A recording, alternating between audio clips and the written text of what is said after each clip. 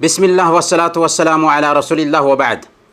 मुहतरम भाई और बहनों, अक़ीदा के क्लास में आप सबका इस्तक़बाल है और किताबुत तौहीद से आज हम बाब नंबर 39 पढ़ेंगे।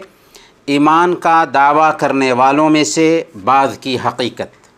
ईमान का दावा करने वालों में से बाज़ की हक़ीक़त यानी बाज़ उन लोगों की हक़ीक़त जो ईमान का दावा करते हैं लेकिन ईमान पर नहीं चलते, ईमान को फॉलो नहीं करते, बस ज़बान से दावा करते हैं ईमान लाने का।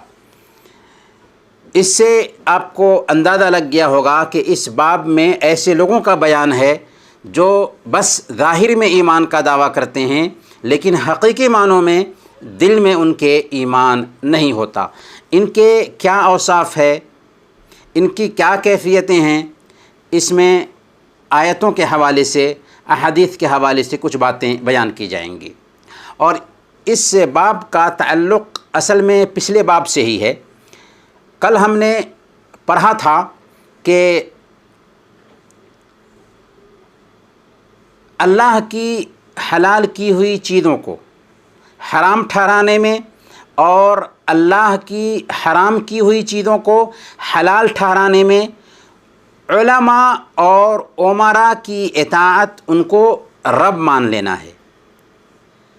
इस बाब में हम जानेंगे कि अल्लाह और उसके रसूल के हुक्मों के मुताबिक फ़ैसला ना करना दरअसल तागूत को रब मनाना है, तागूत को रब मान लेना है, ऐसे लोगों को रब मान लेना है, ऐसे लोगों को अल्लाह के दर्जा पर बैठाना है जो हकीकत में तागूत हैं। तो इस सिलसिले में सबसे पहले सूरह अन-निसा की आयत नंबर 60 हम पढ़ते हैं। अलम तरा इलल लज़ीना यज़उमूना अन्नहुम आमनू बिमा उन्ज़िला इलैका वमा उन्ज़िला मिन क़ब्लिका।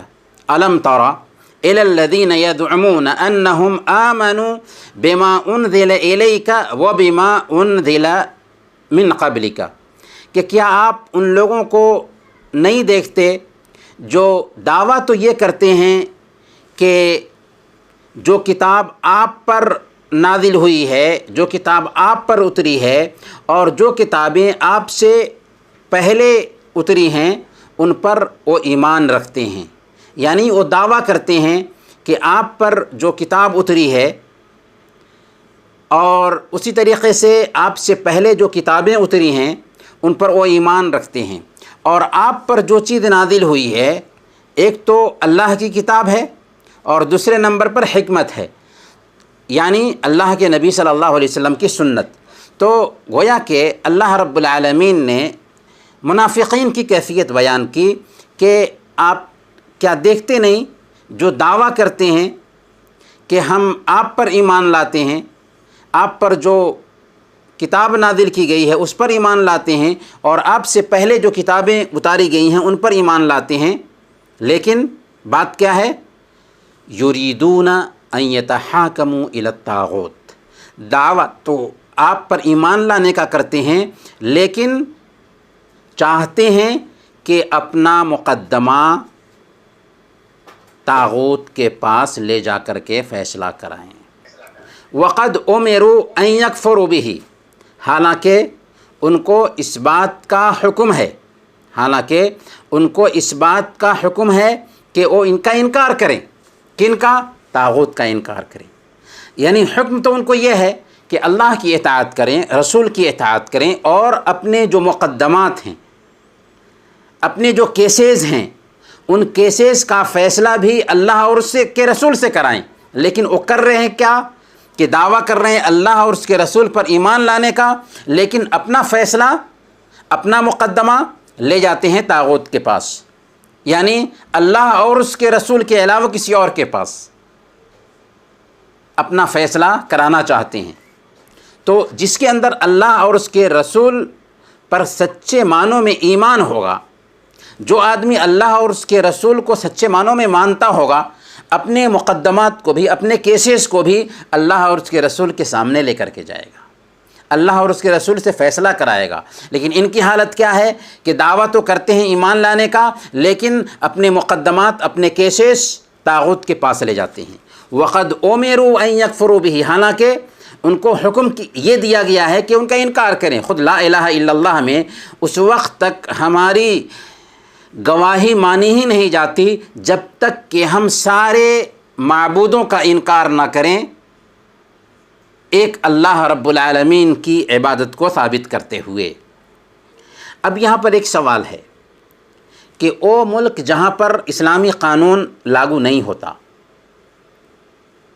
ہمارے بہت سارے کیسز آتے ہیں، تو کیا ہم اپنا کیس جو انسانوں کے بنائے ہوئے قانون ہیں اس قانون کے مطابق فیصلہ نہیں کرا سکتے؟ کرا سکتے ہیں، وہاں اپنا کیس رکھ سکتے ہیں، کیونکہ دنیاوی قانون کے حساب سے ہی ہم کو انصاف مل سکتا ہے اور اسلامی قانون نہیں چلتا ہے، اس لیے ہم وہاں پر اپنا کیس رکھ سکتے ہیں۔ لیکن اگر اسلامی قانون کہیں پر ہے، اسلامی قانون کے مطابق فیصلہ ہوتا ہے، لیکن پھر بھی ہم اسلامی قانون سے فیصلہ نہیں کراتے اور دنیاوی قانون کے جانکاروں کے پاس جاتے ہیں اور ان پر فیصلہ کرتے ہیں، تو گویا کہ ہمارے دل میں کھوٹ ہے، اور اسی کی طرف اشارہ کیا جا رہا ہے اس آیت کریمہ میں۔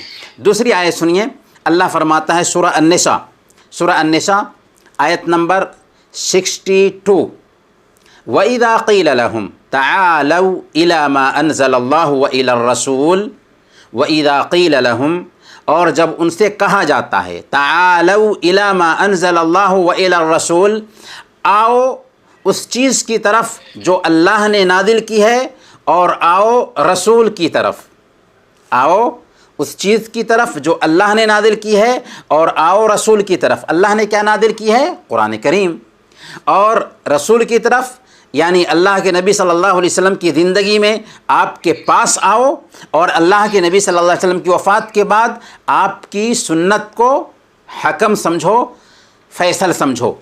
تو جب ان سے کہا جاتا ہے کہ آؤ اس بات کی طرف جو اللہ نے نازل کی ہے اور رسول کی طرف، رأیت المنافقین، تو آپ منافقین کو دیکھیں گے، یصدون عنک صدودا، کہ وہ آپ سے اعراض کریں گے۔ یہ نفاق کی پہچان ہے کہ ظاہر میں تو ایمان کا دعویٰ کرتے ہیں، لیکن جب اللہ اور اس کے رسول کے مطابق فیصلہ کی بات آتی ہے تو وہ اعراض کرتے ہیں۔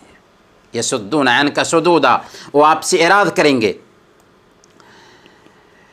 فَكَيْفَ إِذَا أَصَابَتْهُمْ مُصِيبَةٌ فَكَيْفَ إِذَا أَصَابَتْهُمْ مُصِيبَةٌ بِمَا قَدَّمَتْ أَيْدِيهِمْ، تو پھر ان کا کیا حال ہوتا ہے جب ان کے اپنے عملوں کی وجہ سے، اپنے کرتوت کی وجہ سے ان پر کوئی مصیبت آتی ہے۔ بما قدمت ایدیہم، اپنے عملوں، اپنے کرتوت کی وجہ سے ان پر کوئی مصیبت آتی ہے۔ ثم جاؤوک یحلفون باللہ ان اردنا الا احسانا وتوفیقا، تو آپ کے پاس آ کر کے قسمیں کھاتے ہیں، آپ کے پاس آ کر کے قسمیں اٹھاتے ہیں اور کہتے ہیں کہ ہم نے تو صرف اچھائی اور صلح کرنے کا ارادہ ہی کیا تھا، ہم نے تو اچھائی چاہی تھی، صلح کرنے کا ارادہ ہی کیا تھا۔ اصل میں اس میں اشارہ ہے منافقین کی کیفیت کی طرف کہ جب ان کو کوئی مصیبت آتی ہے، اور مصیبت دو طرح کی ہو سکتی ہے، ایک دنیاوی مصیبت، مثال کے طور پر قحط سالی آ جائے، اکال پڑ جائے، یا دنیا کی کوئی بھی مصیبت آ جائے، تو ایسی حالت میں وہ اللہ کے نبی صلی اللہ علیہ وسلم کے پاس آتے ہیں اور اللہ کے نبی صلی اللہ علیہ وسلم سے عذر کرنے لگتے ہیں، بہانے بنانے لگتے ہیں۔ اور دوسری مصیبت کی شکل ہو سکتی ہے جو شرعی مصیبت، مثال کے طور پر ان کے نفاق کا بھانڈا پھٹ جائے،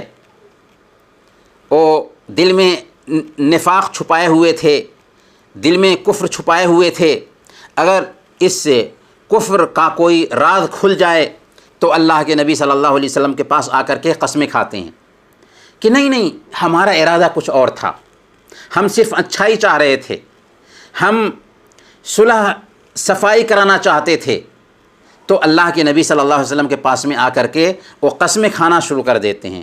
عبداللہ بن ابی اور دوسرے جو منافقین تھے اللہ کے نبی صلی اللہ علیہ وسلم کے زمانے میں، یہی ان کا طریقہ تھا کہ اللہ کے نبی صلی اللہ علیہ وسلم کے پیچھے، صحابہ کرام کے پیچھے کچھ باتیں کر رہے ہوتے، جب ان کا بھانڈا پھوٹتا تھا تو اللہ کے نبی صلی اللہ علیہ وسلم کے پاس آ کر کے قسمیں کھاتے تھے، نہیں یا رسول اللہ ہم نے ایسا کچھ بھی نہیں کہا ہے، ہم نے ایسا ارادہ کیا تھا، ہمارے کہنے کا مقصد یہ تھا، تو قسمیں کھاتے تھے۔ یہ ہے منافقین کی صفت جس کی طرف اللہ رب العالمین نے اشارہ کیا ہے۔ سورہ البقرہ آیت نمبر 11 میں اللہ فرماتا ہے وَإِذَا قِيلَ لَهُمْ لَا تُفْسِدُوا فِي الْأَرْضِ وَإِذَا قِيلَ لَهُمْ لَا تُفْسِدُوا فِي الْأَرْضِ قَالُوا إِنَّمَا نَحْنُ مُصْلِحُونَ وَإِذَا قِيلَ لَهُمْ لَا تُفْسِدُوا فِي الْأَرْضِ قَالُوا إِنَّمَا نَحْنُ مُصْلِحُونَ، جب ان سے کہا جاتا ہے کہ زمین میں فساد مت مچاؤ، زمین میں فساد مت مچاؤ، اور فساد دو طرح کا ہو سکتا ہے۔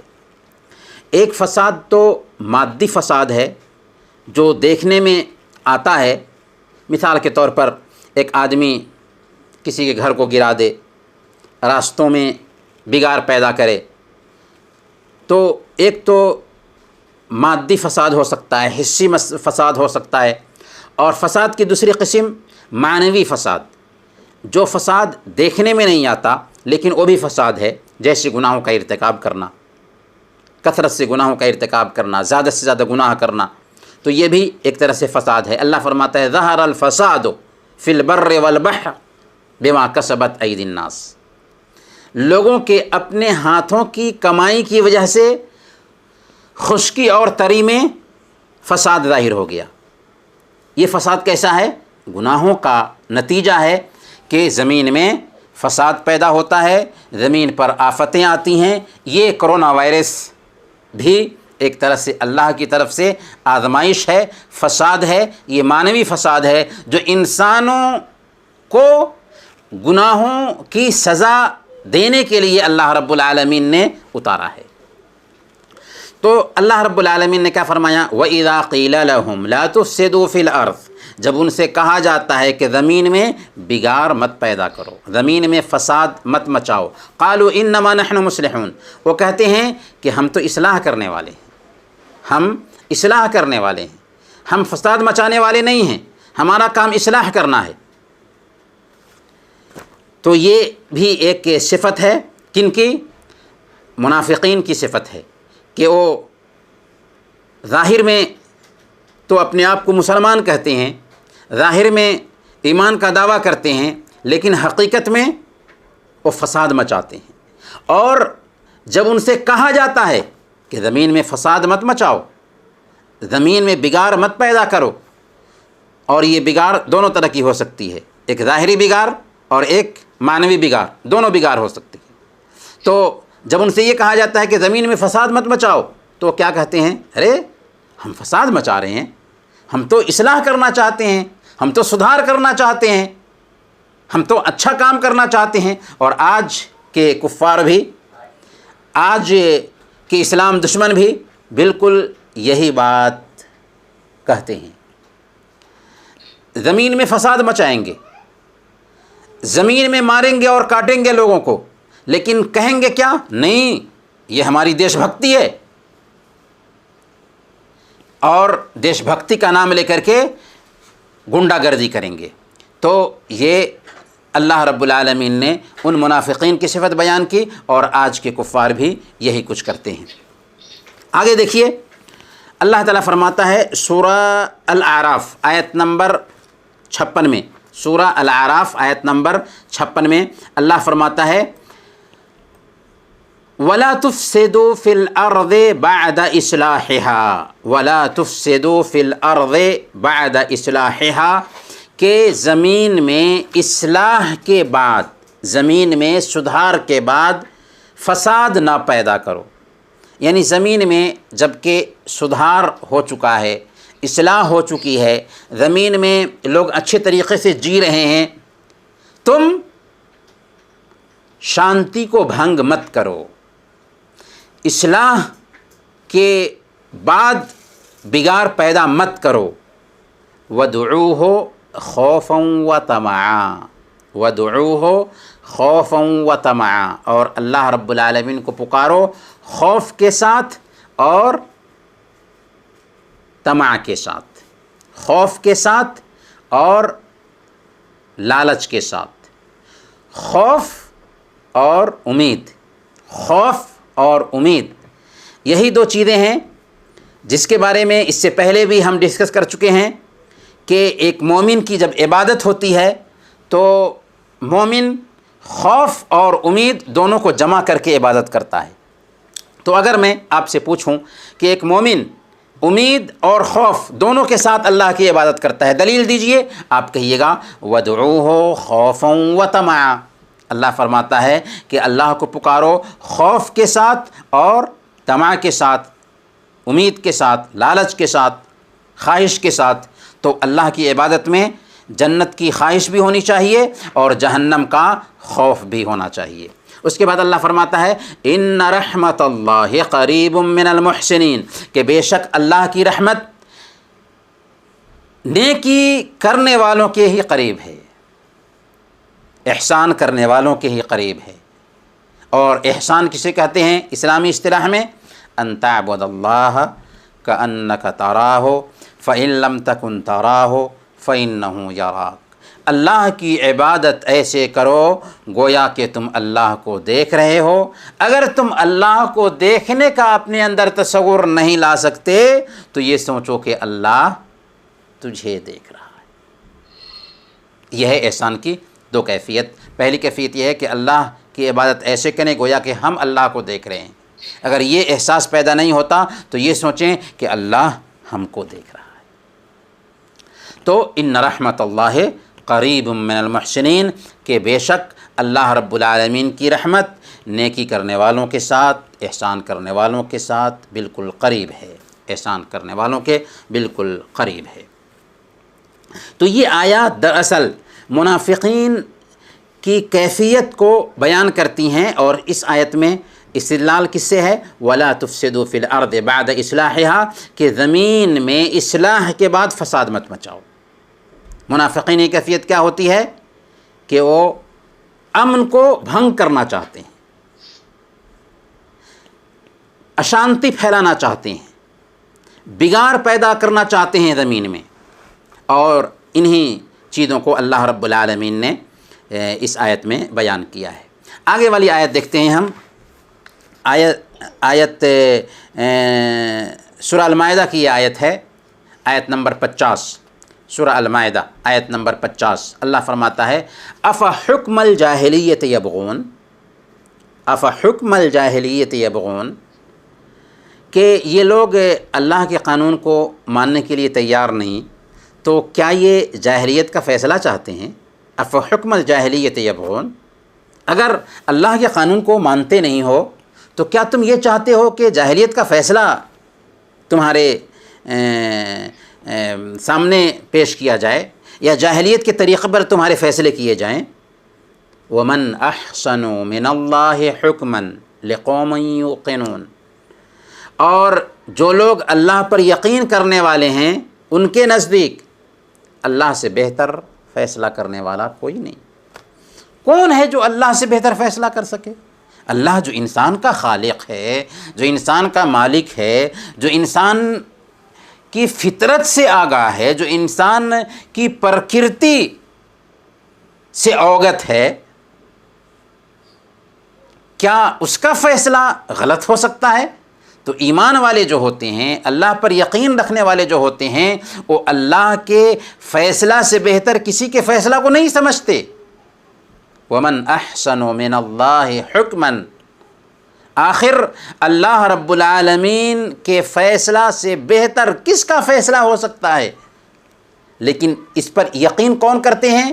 لِقَوْمٍ يُوقِنُونَ، ایمان والے، یقین رکھنے والے، اللہ پر پختہ یقین رکھنے والے ہی سمجھتے ہیں کہ اللہ کا فیصلہ، اللہ کی کتاب سے فیصلہ، اللہ کے نبی صلی اللہ علیہ وسلم کی سیرت اور ان کی سنت سے فیصلہ سب سے بہتر فیصلہ ہے۔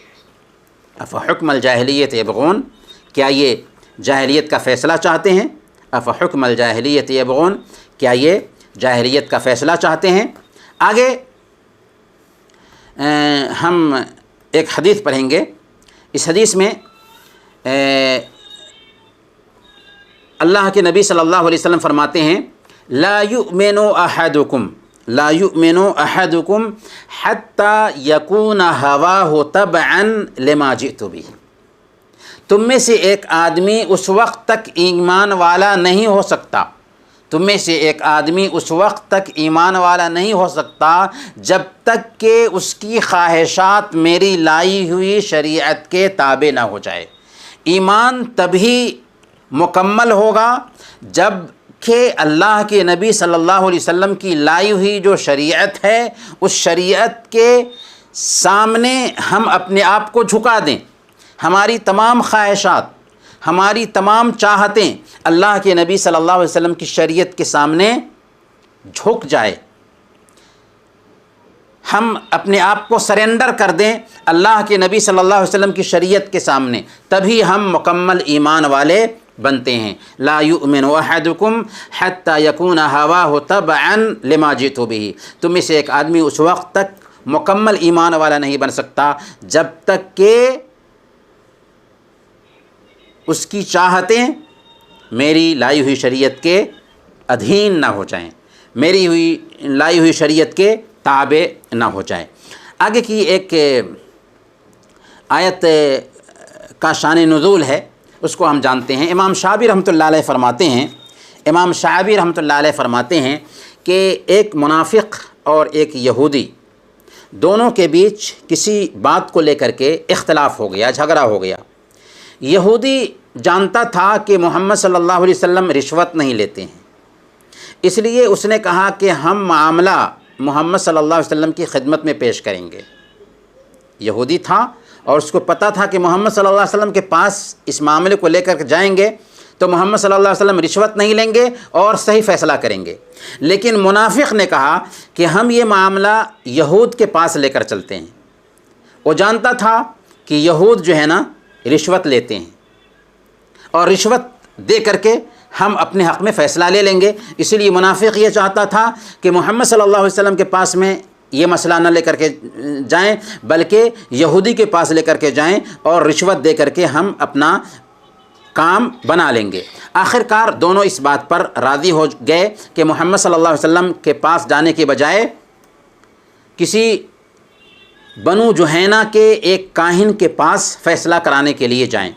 تو اسی سندرب میں، اسی سلسلے میں یہ آیت اتری، سورہ النساء آیت نمبر 60، الم تر الی الذین یدعمون، آخر تک یہ آیت ہے کہ کیا آپ ان کو نہیں دیکھتے جو گمان تو یہ کرتے ہیں کہ اللہ اور اس کے رسول پر ایمان لائے ہیں لیکن کفر کے پاس جا کر کے اپنا فیصلہ کرانا چاہتے ہیں۔